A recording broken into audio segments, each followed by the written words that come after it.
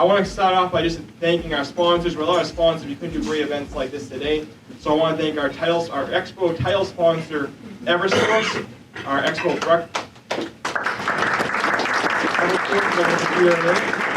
I also want to thank our Expo breakfast sponsors this morning, All Pro Electric, Covanta, the Merrimack Valley Planning Commission, National Grid, Newburyport Bank, Revise, and TD Bank. So let's thank all of them. And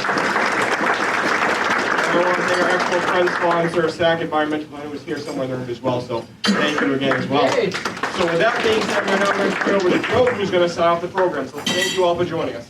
And again, right after this ends, head right downstairs. The Business Expo will begin. So we look forward to seeing you all there. Thank you. Thank you. Let me welcome the Mayor of the City of Haverhill, Mayor Jim Tarantini. Welcome. And we have the District Director for Senator Barry Feingold is here. Janice, you are here somewhere. I know that. Welcome. And the former State Rep, Christina Minicucci is here, now working with Viva. I don't think there are any other elected officials at this time, but obviously they're in Boston. And we want to say thank you to all of them. Let me just say this. The Merrimack Valley Chamber is the most dynamic, the most effective business network anywhere. We do 100+ programs a year. We began the year with our Government Affairs series with the mayors and town managers and the Lieutenant Governor. She was fantastic. Then we had 2 Congress members, Trahan and Moulton. Then we had our state senators. We're working on a date with the Speaker of the House of the State Reps. And we also have today a very great speaker with our Secretary of Energy, who I'll introduce in a moment.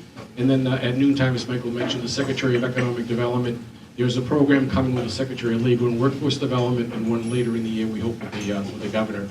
But whether it be women in business, whether it be energy, whether it be human resources, whether it be networking in the morning, networking at noon, networking at night, it doesn't matter what the issue is, the Merrimack Valley Chamber of Commerce will be holding a program to help you make the connections you need for your business, provide the technical assistance that you need. If you have any questions on business at the Expo today, what is the SBA and SCORE? They'll provide free business counseling and assistance.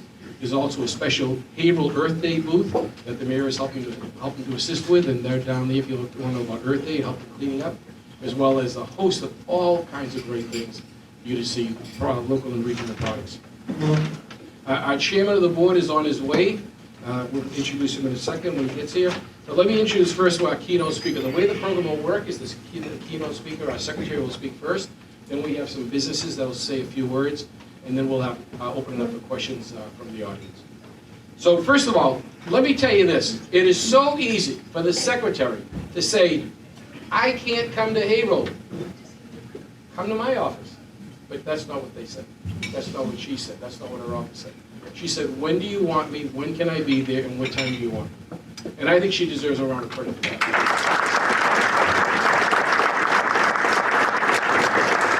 Having been here for a few years, I can tell you there have been a number of secretaries who say, well, I'm in Boston, come and be there. And who's, she was negative about Boston, but who wants to spend 2 hours in traffic from Haverhill, spend $40 or $50 or $60 to park a car, and then spend another hour and a half to come home? Not many.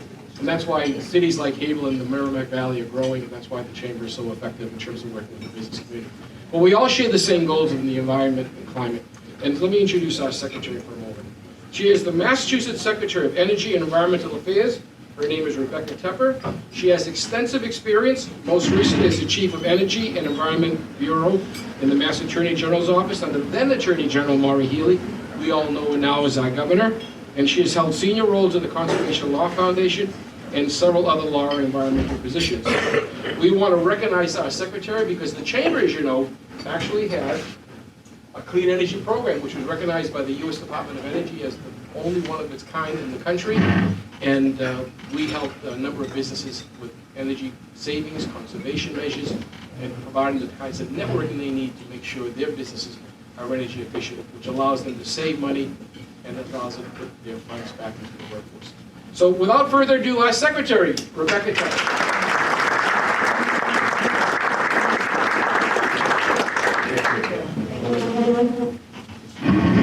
Thank you so much. Wow, this is really close. Nice to see everybody this morning. I actually am thrilled to be here. I've been secretary for 3 months, and I have found that going out and meeting people where they are is much better than having them come to Boston. So I'm happy to be here, and I didn't hit traffic this morning, so I was lucky on that way. You know, before I became secretary and before I went into the public sector, I worked for 20 years as a lawyer representing companies like your companies. So I know what it means to try to run a business and what it means to try to deal with the regulatory framework that's complicated and can be confusing and slow. So one of the things that we are talking about is permitting. Permitting is going to be one of the things we're really thinking about, and making sure that not only are we protecting the environment, but we're also helping our economy, which is extremely important to the governor. I did want to say that thank you, Mr. Mayor, for meeting me this morning. Really nice to see you, and this is a pretty good crowd for 8:30 in the morning. So I understand that this is a very active Chamber of Commerce, and you're lucky to have such a great leader, and I can tell that you're all excited about the work that's being done here. So thank you for coming out and spending time with me too. So I thought that I would spend, I know the Lieutenant Governor was here a couple of weeks ago, and she's a pretty hard act to follow. She's, she's a really good speaker, so you're not getting that today. But you're getting me, and what I do know about is, and it's Secretary Howe, the person who's coming at noon, unbelievable. She's like a firecracker. You will love her. She's she's great. You're really going to like talking to her. But I thought that I would talk about one thing that I know about, which is the energy and environment, and particularly focusing a little bit on the budget that the governor just put forward, talking a little bit about priorities. You all know that money really is about policy, and where you put your money shows where your priorities are. And so for me, the most important thing that's in that budget is that 1% of it is going to the energy and environment agencies. And that's a historic move. It's the first time it's ever happened, and it means that the group that works with me, instead of their budgets being decimated and not having enough people to do their work, will be able to push forward the agenda with the people. Hopefully, if the legislature has to review and has to, so it's not a done deal, but that is what's in the governor's budget that we're really excited about. And that would be about $105 million extra for our agency, and that really is a historic budget. And it's part of our sort of larger effort to achieve net zero emissions by 2050 as a state. And as you know, to do that is going to require effort from all of us, and it's going to require us to electrify our buildings, our transportation, much more storage. And we are committed to boosting the research and innovation and the manufacturing that we're going to need to be able to do that.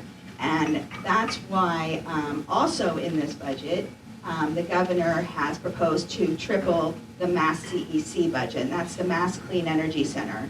And the Mass Clean Energy Center is the entity that has been moving forward the offshore wind industry, moving forward job training and workforce training. And that is going to be a particular focus for them, workforce training, because as you all know, and I know from trying to do hiring over the last 3 months, getting workers right now is really hard. We don't have the right people, we don't have people trained in the fields that we need them trained in to do 2050 by to net zero emissions by 2050. We don't have enough electricians. We don't have enough plumbers. We don't have the people necessary to do the offshore wind industry. So part of what Mass CEC is going to do with the money that they get in the budget is to ramp up the training and retraining of workers so that they can get excited about working in this industry. And one pitch that I have had for every group is young people are excited about dealing with climate change. and they feel it's their duty to do that. So one of the things that I really would like everybody to think about doing with young people is talking to them about how exciting it is to work in this field and how you can make a difference if you work in this field. If you care about the future and climate change, then come join the clean energy revolution by working in the clean energy revolution. And that just doesn't mean like lawyers and business people. That means we need people in all parts of working the clean energy revolution. And that means that every job every job those kids take is going to be important, and they're going to be making a difference. And I know that I have 17-year-old boys, and at least one of them cares about making a difference. The other one, I don't know what he cares about yet, but lacrosse apparently is the only thing that he seems to care about right now. But I'm sure he'll come around to being a good citizen. But 88% of the clean energy employers are saying that they have difficult hiring workers. And it's not just a Boston issue. 70% of the clean energy workers are based outside of 128. So it is extremely important that we focus on this retraining and training. It's an investment in people, and it's investment in our economy, and it's important for our climate and our globe. The other significant component of this budget is environmental justice. And I know that's kind of a buzzy word right now, but what it means for us, particularly in my group, is making sure that everybody has a seat at the table, both when we are making decisions about for instance, what kind of grants we want to apply for, or where we're going to put, investment dollars, that we make sure that when we're making those decisions, that everybody has a seat at the table. Just from the beginning to the end of that kind of decision-making process. And one of the things that we're doing in this budget is to put two people in each agency. We have, I think, 8 agencies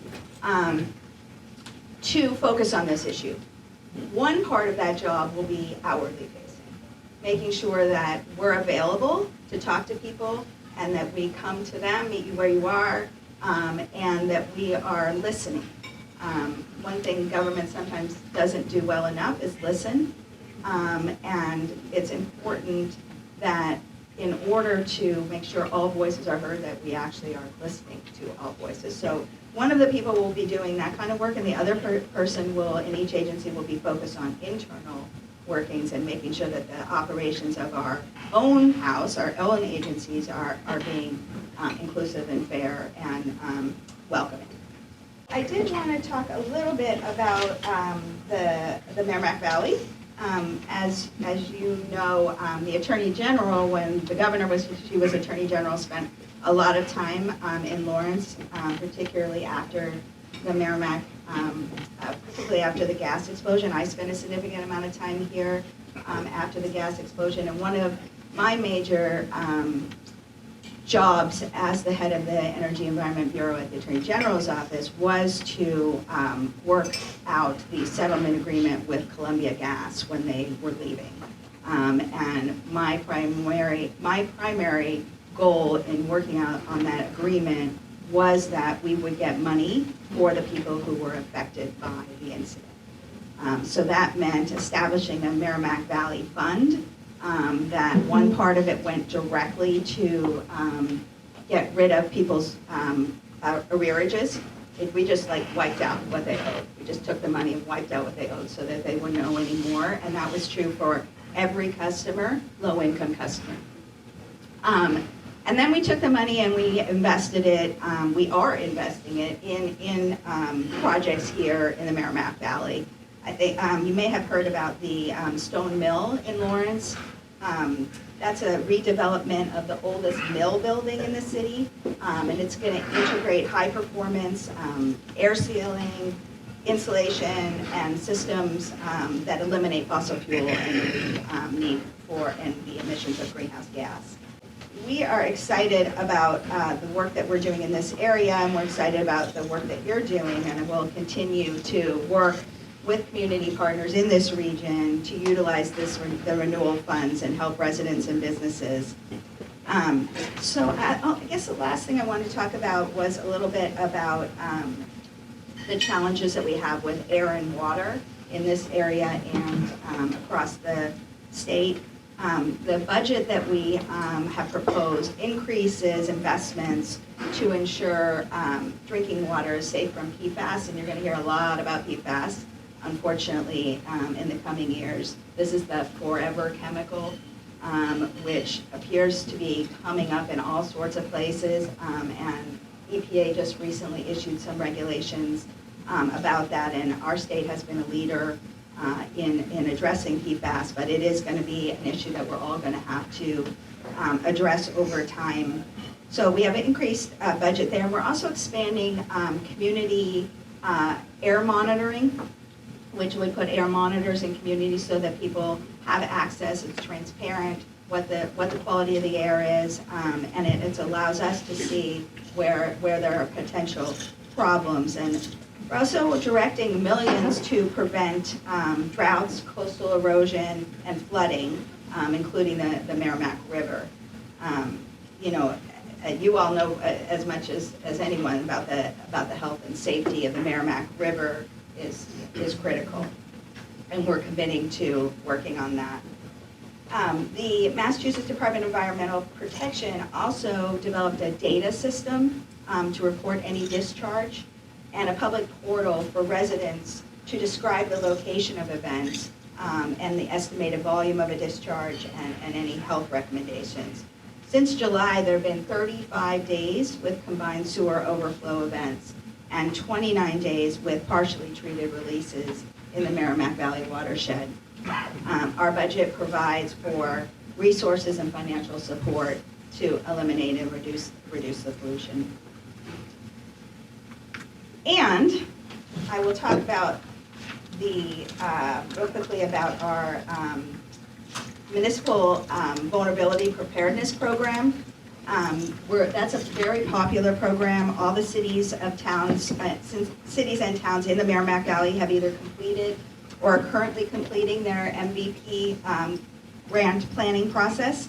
And that means that they're eligible for implementation funding through the MVP grants.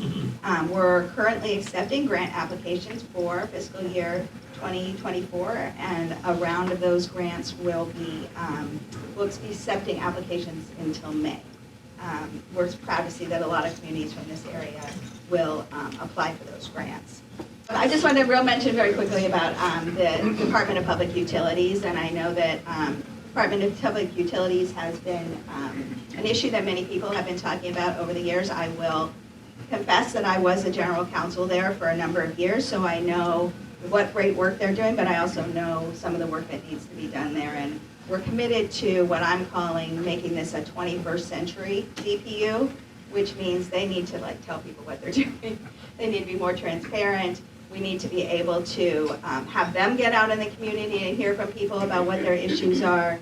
I know that there's been concerns particularly about interconnection when a new business is coming online and they need to interconnect. It's taking too much time and it can cost a lot of money in order to do that interconnection. So that's one thing that DPU needs to work on. And I have recently named the new commissioners to the DPU. I'm excited about them. One of them's coming all the way from West Virginia. I did a national search for the DPU commissioner because I felt that it's such people don't know as much about the agency, but it is very important for both our clean energy economy and for these people who will talk to you about their business today and how important the DPU can be to making sure that their businesses run well.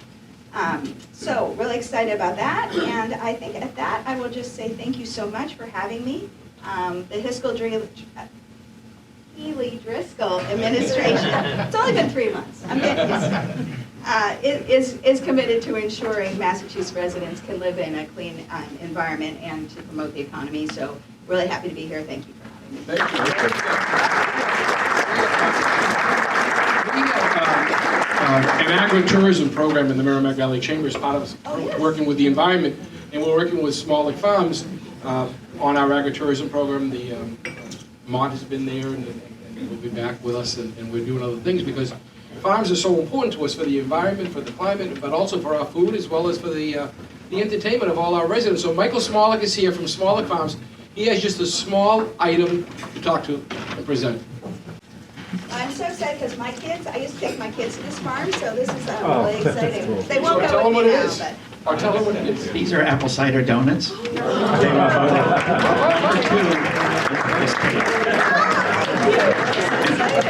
Congratulations on your appointment. Thank you And so much. one of my concerns, if I might ask you one question. One of the most endangered species in the Commonwealth of Massachusetts is us farmers.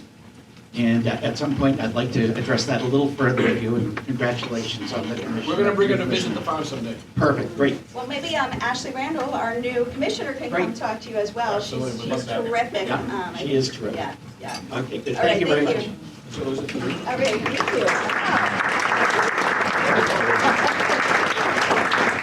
you. When the secretary was talking about vocational jobs, I want you to know the Merrimack Valley Chamber of Commerce has been working on the issue of workforce positions, especially with respect to vocational positions. And one of the upcoming events that we're working with, Madam Secretary, is on May 11th, we're working with the local unions, and the unions are holding a job fair with the unions at Whittier Tech for the Whittier students, because we're trying to propel them into vocational positions that every single business needs. And I want to say also thank you to National Grid and Eversource. Our utilities are working above and beyond helping the business community with energy savings and so on. Our next speaker has to take a flight very shortly, so we're going to move her up. Melissa Levinson, she's the Head Corporation Affairs Director for National Grid. Welcome.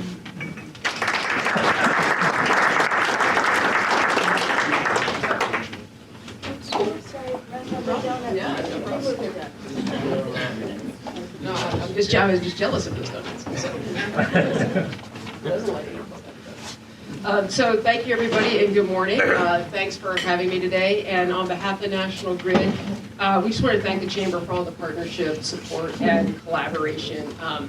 You know, the work we do together with the Chamber and with everyone in this room, it's just so important for the economic health and vibrancy of not only this region, but the entire Commonwealth. Because the Merrimack Valley, it's home to amazing opportunity. And at National Grid, we know that we have a huge role to play to enable this bright future. And as the Secretary said, right, we know that there's a lot of development happening and we need to be a part of that. I also want to thank Secretary Tepper for her remarks and also congratulating her on her new role, which I know it probably doesn't feel so new anymore. You've been really busy, hit the ground running. And you know, at National Grid, we've had the privilege and opportunity to work with the secretaries for many years in many capacities, as you heard.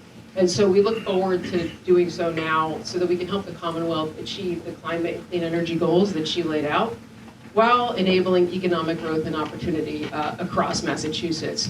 So before I share a little bit about how we're working to help achieve the Commonwealth's goals, I want to just provide a little bit more of context for National Grid, because I know you all are familiar with us here in the Merrimack Valley, and we have an incredible team that's sitting right up front that I know you all work with day in and day out. But you may not be familiar with our larger footprint. So in Massachusetts, we employ 6,200 people directly, half of which are represented by one of our 15 unions.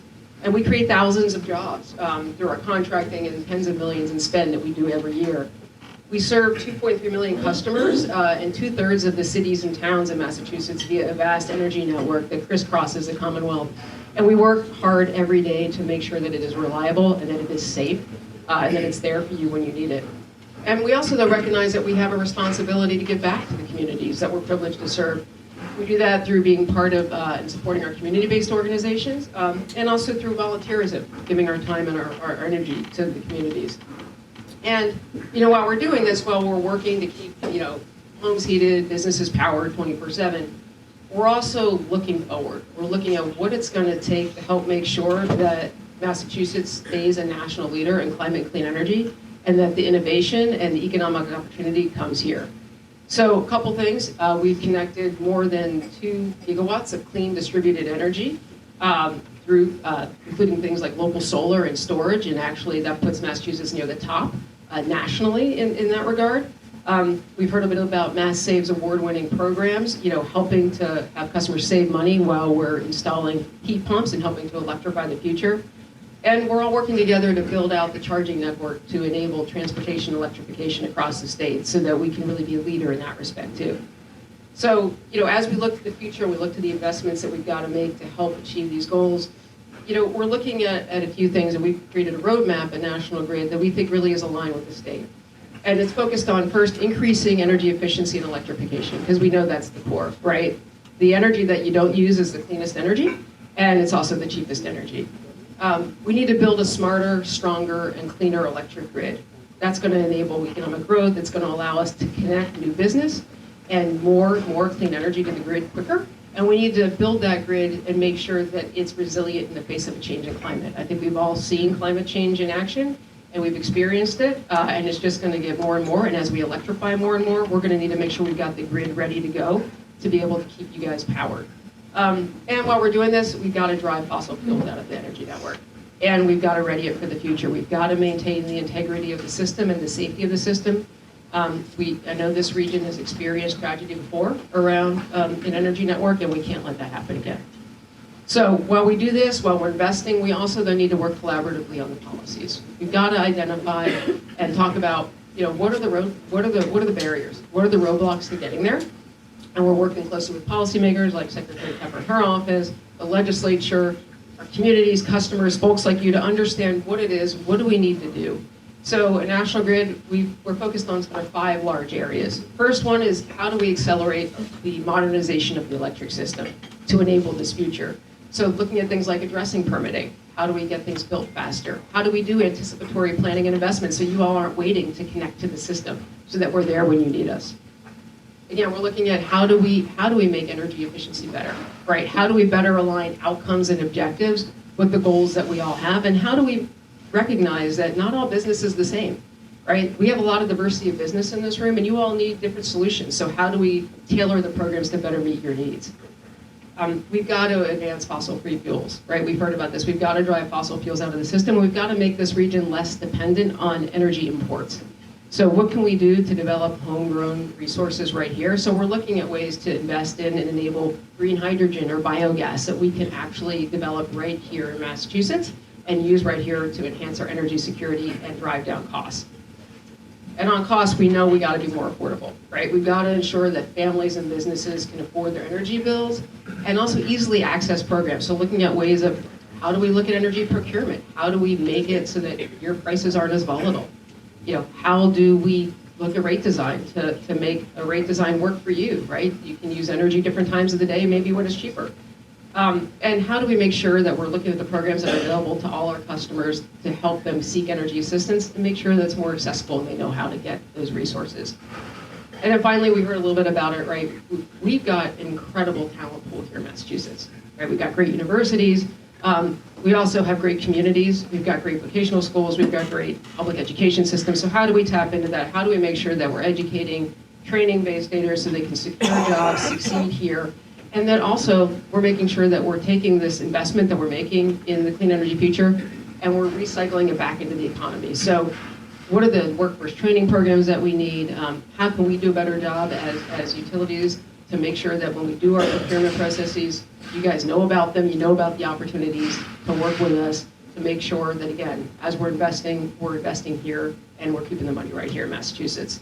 So while there's a lot more behind these efforts and a lot more to be done, I just wanted to say thank you again. I know that working together, we can achieve these goals. We have a great new administration here that's going to be a great partner in this. And we really look forward to working with everyone in this room and with the chamber. So thank you.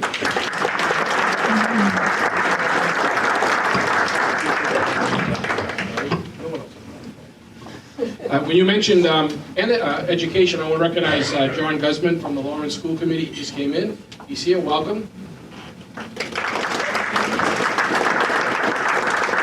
And as a former school committee member, I can tell you that education has to be part of this discussion. It has to be included. Please welcome, thank you, Melissa. Please welcome our next speaker, Peter Bowman from Eversource. Thanks, Joe. I have Secretary Tepper beat. I think I've only been at Eversource for 2 months, so it's a long time since I've been called the new kid. But you know, sometimes at the garage now they say, "Oh, the new guy." Well, I haven't been the new guy in a long time. So I have worked in the utility industry for a long time. So I just want to make a few brief comments and thank the Secretary for obviously coming up here and giving her remarks. Clean energy is clearly a major focus for Eversource, and we want to deploy more and more clean energy here in Massachusetts, as well as the other states that we represent. We're really focusing our technology deployment on battery storage. We have our first battery storage rolled out down in Plymouth on the Provincetown on the Cape, and that's obviously very important to us. Solar opportunities, where the law in Massachusetts does allow us to deploy some solar on our own properties, and we have one that we have before the DPU now in Lawrence. With investments, as Melissa said, investments in EV charging is critical if we want to get our automobiles electrification moving where it needs to go. We have a geothermal energy program, a trial going on in Framingham. We're looking at advanced metering as another way to advance this technology. And then offshore wind is obviously a crucial element to our overall strategy. We're also staying on the topic of clean energy. We're trying to be carbon neutral ourselves by 2030. And really what we're focused on is our own operations. So when we look at our own fleet, we look at our own buildings, we look at line loss. When we look at those types of things, we say we can have a direct impact on those, and we're trying to do all of that by like 2030 and get that down to zero emissions on our own stuff. Our financials are strong. That's obviously very important as we go in, and we need to continue to invest in clean energy. Our financial performance has been good. It's also, as Secretary said and the previous speaker said, attracting talent has been a challenge for our company. Like I said, I'm recently hired at Eversource, but we clearly are seeing that we need talent. I don't know. The young new talent. Yeah, really. It must have had to dig deep for this, So, also, we're trying to bring in new employees and employee groups and cohorts so they can learn our industry, learn our business together. So that's extremely important so that they stay. We don't want to turn talent over. I was at my previous employer for 40 years, so. I was one that didn't get turned over, I guess, until the end. And we need to engage better with all our communities. We really need to make sure we do that. And then energy costs, we recognize that, and a lot of that is through global price increases. But what we can do as a company is make sure we educate our own customers so that they know about the programs that they can take advantage of, and they can level out their costs over the year. And we want to continue to improve our customer experience. It's critical for us that customers know how to engage with us, and that they know how to, like I said, take advantage of any programs that exist. And lastly, we've worked very hard to get our emergency preparedness to where it needs to be. And we look at each event as another test of how do we respond to our customers, whether it's storms or other situations. And I just really want to thank Joe and the Chamber. I used to work with Joe in years gone by, and so I know all the great work that Merrimack Valley Chamber does, and we're just glad to be part of this program. And I thank the Secretary and the Mayor for being with us here today. Thanks.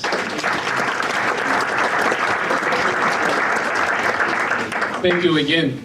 Our next speaker, Fraser Blaylock from Covanta. I want to recognize the chairman of our board, the former mayor of the city of Lawrence, Michael Sullivan.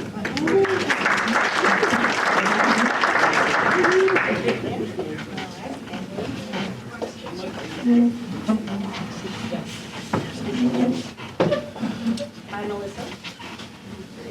Good morning. Thank you for having me this morning. I'm with Covanta Energy, and Covanta has a board member on the Merrimack County, Merrimack Valley Chamber of Commerce. Mark Weldon is my colleague, but couldn't be here today, so I'm delighted to be here to just say a couple of things about Covanta's role in the community. We have actually been in Boston, the Boston area, and in Massachusetts for over 30 years. We own and operate 2 waste-to-energy facilities, one of which is right here in Hazel, and we provide municipal solid waste management as well as creating renewable energy. People kind of wonder, what is a waste-to-energy facility and why do we want to have one of those rather than, taking our waste to a landfill? There are a couple of reasons, one of which is that landfills are the 3rd largest source of methane in the country, and methane is a potent greenhouse gas, 84 times more potent than CO2 when you measure it on a 20-year life cycle basis. So we are really, as an energy from waste industry, the only negative carbon energy source in the country, because for every ton of trash that we take to our energy from waste facilities, we offset about a ton of CO2 equivalent, which is mostly made up of methane that would otherwise have come from a landfill.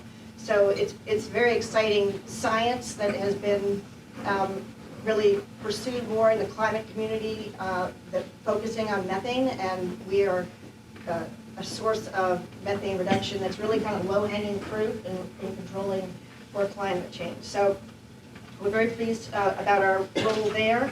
I wanted to pick up on a couple of the comments that the Secretary made on water. We just recently acquired a company called Global Cycle, which is down in Taunton, which reuses industrial wastewater so that we don't have to pull it from the aquifer. And so that was actually our newest acquisition once we were purchased by the sustainable organization, the investment firm that purchased Covanta about a year ago. So that's exciting. So we are thrilled to be here, thrilled to provide 123 megawatts of clean renewable electricity to the state of Massachusetts on our 2 facilities, and look forward to taking any questions. Thank you.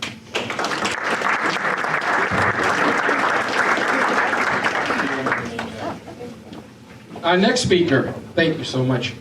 What I'm telling them is that there's a platform under their name tags. And we'll do questions right after the final speaker. Our next speaker is Alan Reed. He is the Quality Director at Schneider Electric.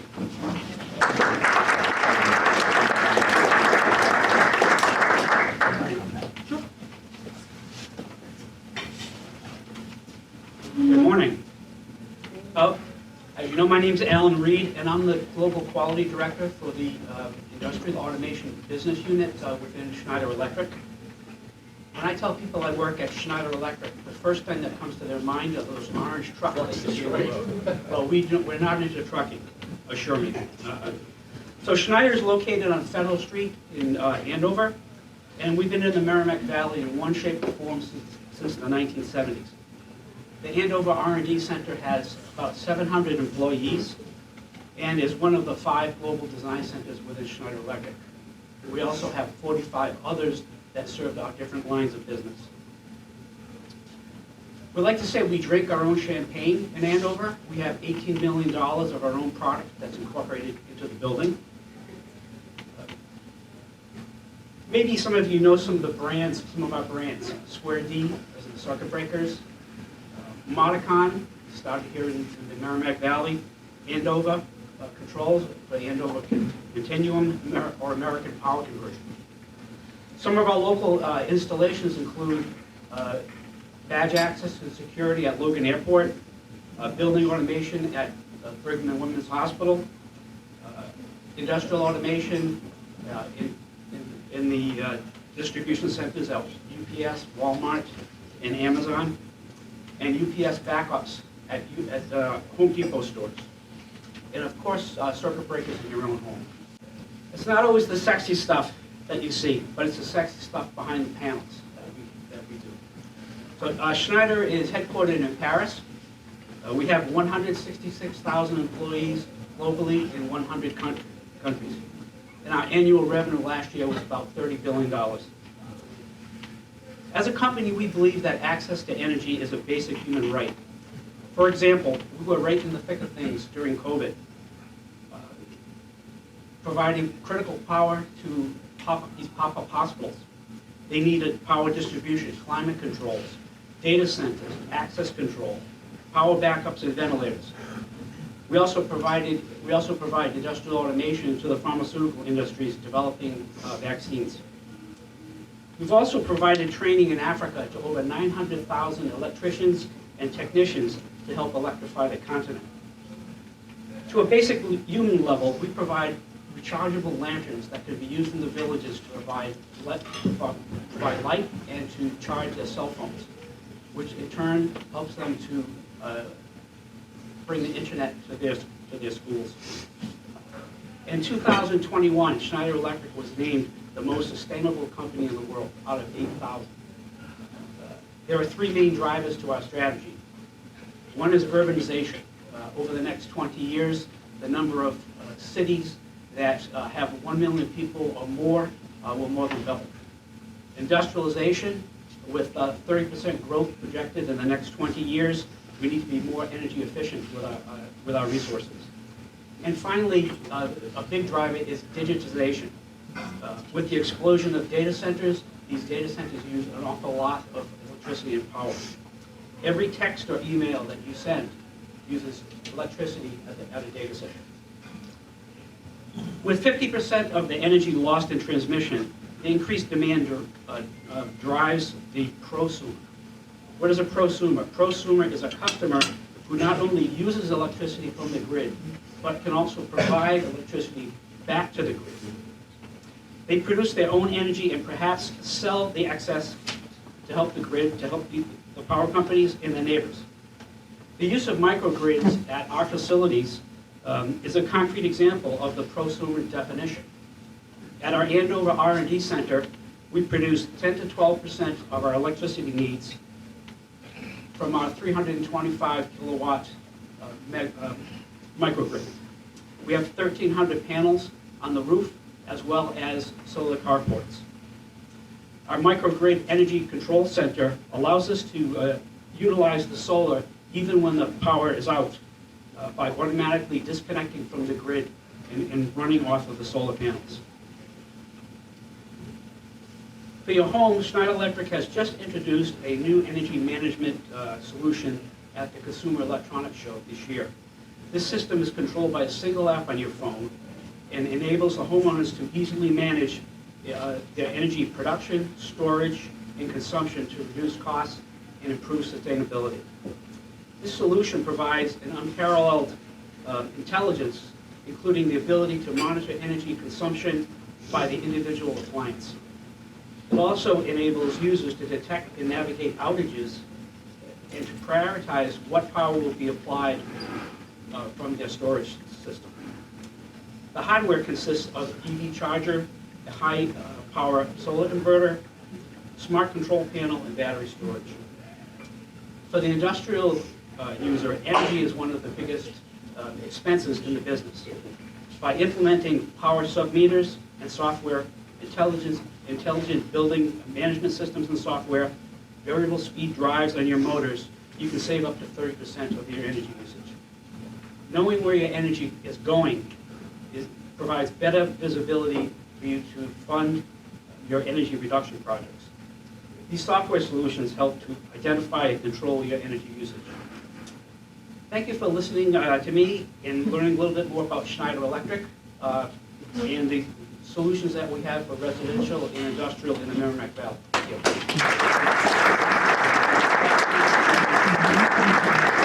Thank you. I happen to be a city councilor in Haverhill, and in one of the council meetings I talked about this new idea that I saw about solar-powered carports, where they not only kept the car shielded from the bad weather, but more importantly, they powered the building. And one of the city councilors said to me, "Where is that?" They didn't believe what I said.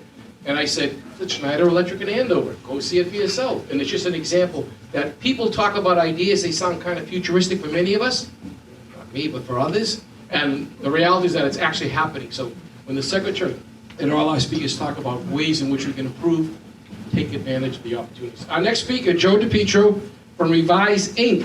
Welcome, Joe. Hey guys, I'm Joe DiPietro from Revise Inc. Just want to thank Joe, Madam Secretary, Mr. Mayor. It's a pleasure to be in front of you guys. So as I said, I'm from Revise Inc. We're a home performance contractor, and I'll get into that in a minute. But I think I'm like the only guy that I'm getting so excited. I'm listening to everybody speak, and everything they're saying is so true. We work with the utilities all day and through the energy department. Everything they're saying is 100% true with regards to finding people to help us put the heat pumps in and electrify, and them actually providing some training resources to us.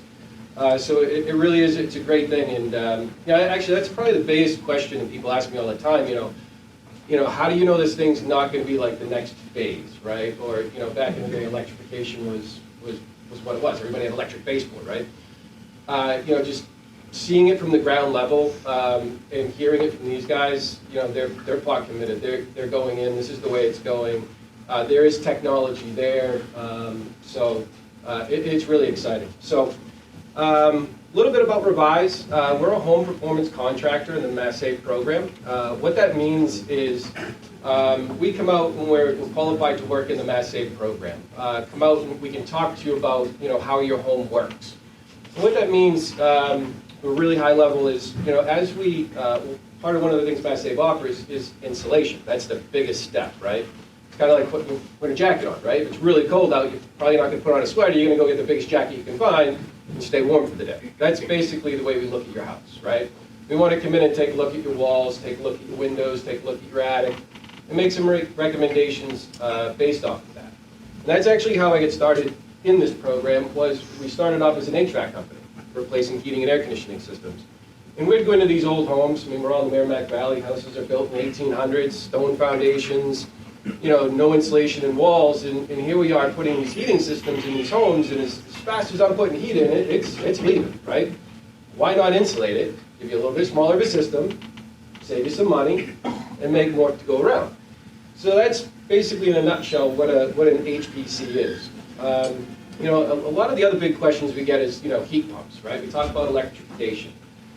When heat pumps first came out, the only thing I can describe is like the first flat screen TV, right? They were super expensive. As they start to mass produce more, now you can go out and buy a flat screen TV for a couple $100.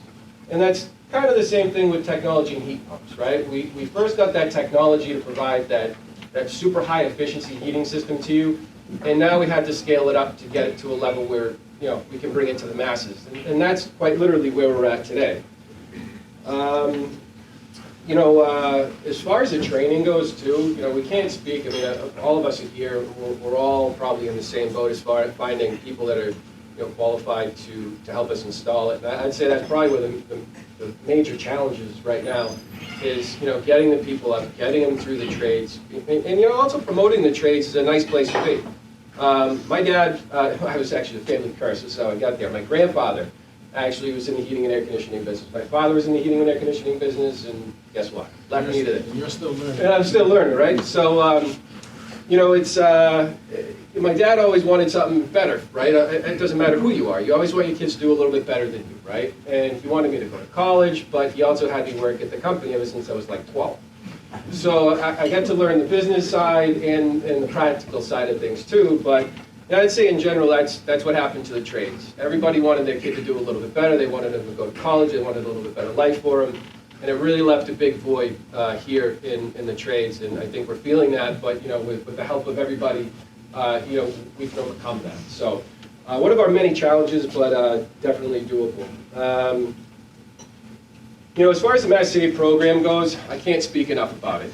It's real, it's there. To kind of put it into perspective, last year we performed over 8,000 audits. So what that means is we'll actually go into your home, talk to you about your house. There's no commitment, there's no cost to you, and it's all paid through the Mass Save program. So the initial consultation and a lot of the stuff thereafter are, I can't say the word free, but it's no cost to you because you guys pay into it every month in your utility bill. So it is something that 99% of you are paying into, and I always recommend people to take advantage of that and at least sit down and have a free consultation with one of our advisors.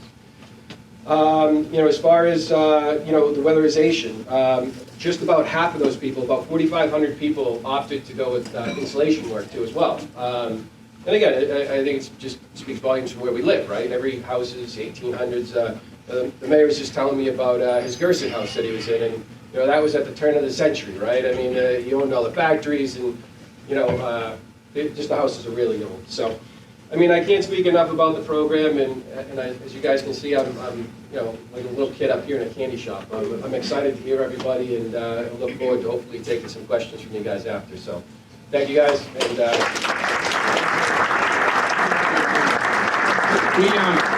I want to just give 2 quick announcements. After this breakfast, we encourage you to go down next door, literally next door, and visit the expo.